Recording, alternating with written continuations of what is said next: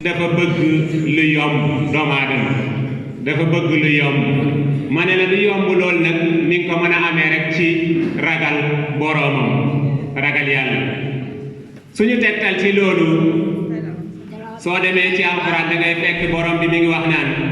wa man yattaqillaha yaj'al lahu fi amrihi yusra borom bi ne ku ko ragal yàlla daf koy defal ci mbiram ak jàppandi dafay yomb wa man yattaqillaha yaj'al lahu fi amrihi yusra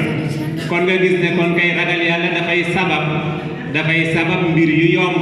comme ni ko borom bi subhanahu wa taala waxee wax naa la sànq ne la doomu aadama yi dafa bëgg ubbeeku ak barke lu ne la jaral doomu aadama waaye loolu it danga koy am ci ragal yàlla ndax doomu aadama bu ragalee boroomam dafay sabab yàlla ubbil leen barke asamaan ak suuf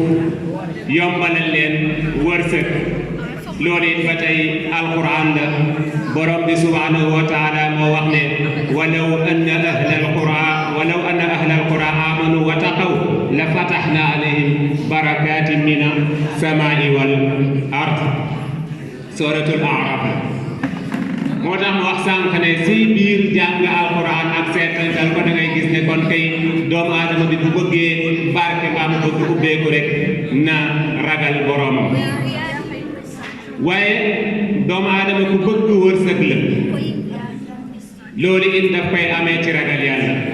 borom bi mu wax ne wa man yattaqillaha yaj'al lahu makhrajan wa yarzuquhu min haythu la yahtasib wax naa la sànq ne la doomu aadama ku bëgg tawfiix la maanaam lu mu dugg mu yomb tawfiix ci ab dundam loolu it bu gënee boroomam dana ko yomb da ngay fekk borom bi subhanahu wa taala mi ngi wax ak ba tey ñi ko gëm naan yaa ayyuha alladina amanu in tattaqullaha yaj'al lakum furqanan